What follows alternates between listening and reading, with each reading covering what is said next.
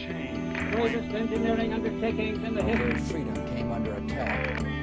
To be self-evident. Okay, Volker Benkert again here, and in this lecture I want to go over the different kinds of Holocaust testimony that we have here collected in the various archives that are available online and that you can access on the archive tab on our website. With this lecture, I'm particularly grateful to Dr. Leah Wolfson and Dr. Emil Kurenji from the United States Holocaust Memorial Museum. They were wonderful. They invited me to a workshop where I learned a lot about different kinds of Holocaust testimony, and much of what I'm presenting today is really their work, and so I'm heavily in debt to them. When it comes to different kind of Holocaust testimony, it's very important to think about the different genres that exist, the different kinds of Holocaust testimony that exist, and the different occasions and different times then this was given. And that all influences the testimony to a certain degree. One thing that probably pops up immediately in mind are the Holocaust diaries. And they were, they were later published and often posthumously published after the death, but they were written at the time, and that's really the kind of remarkable feature here, that we have a day-to-day account of the events.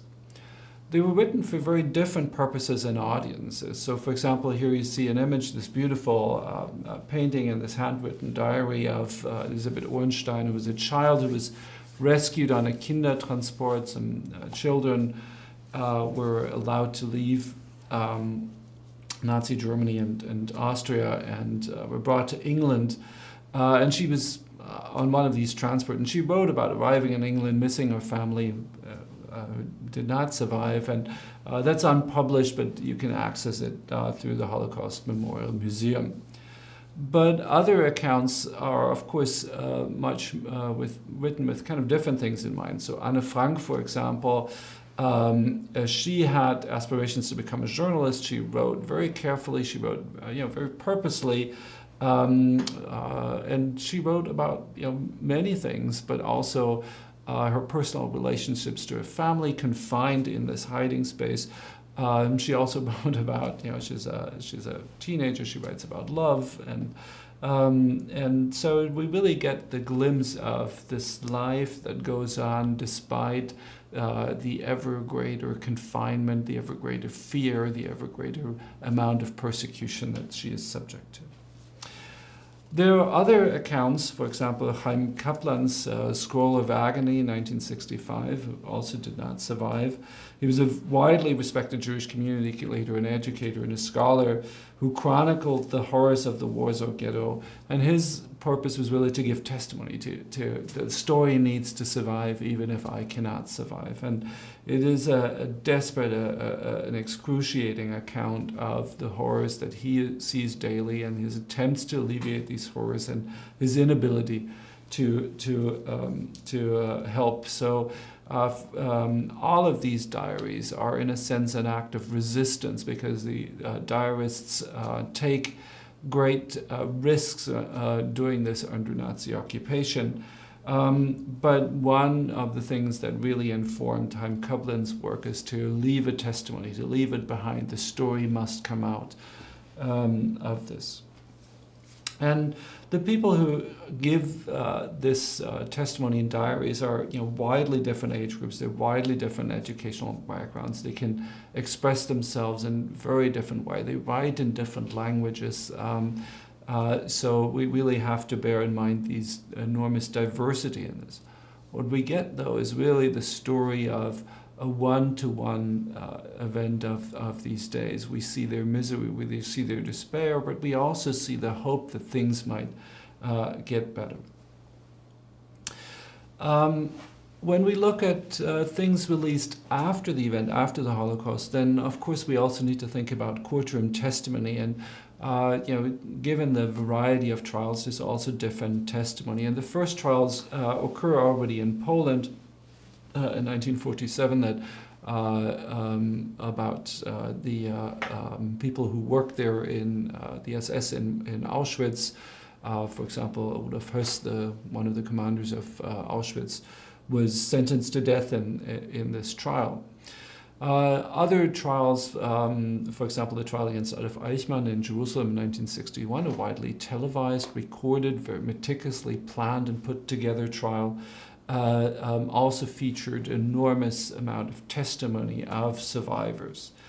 Also, the Auschwitz trials in Frankfurt am Main in Germany in 1963 and 1965, so finally a trial in the country of the perpetrators, also featured testimony of survivors, many of them of whom had great fears and worries about going to Germany, to the country that is responsible for the slaughter. There are also literary accounts of survivors written after the effect, but even though the authors are all survivors of the Holocaust, they had in mind a more widely, a greater focus, a literary focus. Of the four that I've listed here, and that's just a small selection, let us pick out Elie Wiesel's Night, that first appeared in Yiddish, und die Welt hat geschwiegen, and the world fell silent, in 1956, and then later it was translated into French and English, and became very successful and really one of the most important accounts about the Holocaust. And clearly that features his own experience, but it is also really meant to put this in a literary framework, into a wider context of his experiences. We should also take note, however, that the story that he wrote changed slightly. So, for example, in the Yiddish edition of 1956, he's talking about that some of the survivors after liberation would go down, and what seems to be an account of raping German women and lashing out against those who had persecuted them. In the English edition later, that is more, I don't want to say glossed over, but it features much less prominently.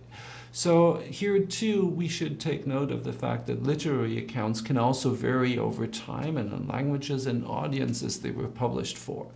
This does not make the story wrong by any means. The story is correct. This is their experiences. The story must come out. But a story changes as audiences change. And then there's a host of first-person testimony collections, which are the backbone of the work that we ask you to do here, and that are most of the sources that we show you. And clearly already directly after the war, there were ideas of how to collect testimonies. So there was a Jewish Historical Commission set up in Poland right after the war that issued the first guideline for the collection of historical sources. There was a Munich Historical Commission that operated very much with questionnaires and was interested in data collection. So their focus is much less on the story, but rather on how to compare different stories to each other. And they were mostly thinking about survivors in the displaced person camps in Germany, some around Munich, particularly Feldafing. And David Boder, who's an American Jewish academic, who went to Europe after the war. He also recorded in displaced persons camp, but it's really again a very different technique. Boder, have these audio collections, so it's not a text, it's audio. But very often he would interrupt people, so there's a lot of interference from him in this. So we already see that even this testimony can be very different. It can come in different formats, audio, text, later than video, of course, but it is also heavily dependent on the interviewer of how it is collected. If we then jump ahead a little bit, then there are other very large-scale research collections. I want to particularly name the Fortunev or Yale Video Archive that was done in the late 70s and early 80s. What's interesting is that they had they were very interested about memory and how people cope with the trauma of their experiences later on. And that also kind of shifted the focus and made it, since they were interested in these questions, they would ask particular questions on the survivors to respond to that. Others, such as Claude Lanzmann's Shoah, this is a film, a very, very long film that came out in 1985, that also features survivors. And then the United States Holocaust Memorial Museum also has a very, very, very rich collection of videos here of survivors. And clearly Steven Spielberg's Shoah Foundation, now housed in the University of Southern California, has an enormous video archive that they have been collecting. The last thing that I want to point out to, as we've seen, we have diaries, we have courtroom testimony, we have literary accounts, and we have these first-person testimony accounts. The legacy of testimony of the Holocaust is so rich in these different formats that I've described that some survivors left a diary and were interviewed later or gave testimony at different times and different occasions, so there are multiple accounts of their story.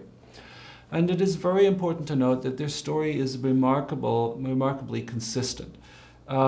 These people are obviously, they're telling the truth. They're again and again revisiting the horrors that they experience to give testimony to the world. Yet, even though they are remarkably consistent, they also show the fluidity of memory. People age; they remember things differently as they grow older. Some memories fade; others regain new importance. This is normal. Everything else would be surprising. They learn more about the Holocaust, about the atrocity that they were subject to. Their experience becomes wider to include other stories as well, so their testimony changes slightly. Again, I just want you to be alert of the fact that testimony changes over time. It is not that their story changes or that they're making it up or something, or that they're arbitrarily changing things. This is not the case. The case is just that story changes over time, and our memory is fluid and changes over time too. Yet, as I mentioned earlier, there are also, different interviewers and different institutions have different focal points here. They stress different things. They want to find out different things, and that too is very normal. Again, if we come back to the Fortunev collection that think about how people remember and deal with past atrocity, this might lead to very different conclusions. Larry Langer, for example, is a very noted literary scholar, wrote a book, The Ruins of Memory, came out in 1991. It is a very important, very well-written book. But his conclusion is that there is no redemption after such horrible experience. There's nothing we can do to overcome. There's no way of dealing with it later. It will always be there. This has been criticized. So, for example, Helen Epstein, and we had them here both at ASU in a kind of a heated argument, I will say. She wrote The Children of the Holocaust in 1979. She's the daughter of Holocaust survivors, but she argues that there is redemption and that Holocaust survivors can find redemption in the continuity of life and their children often after the Holocaust. This is not to say that one interpretation or the other is correct or better than the other.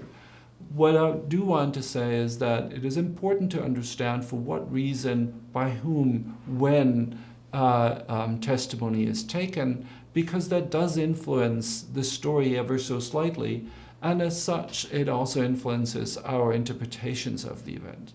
So that's why we're very, very cautious in this form that we ask you to fill out to find out as much as possible about the testimony that you're accessing. Thank you.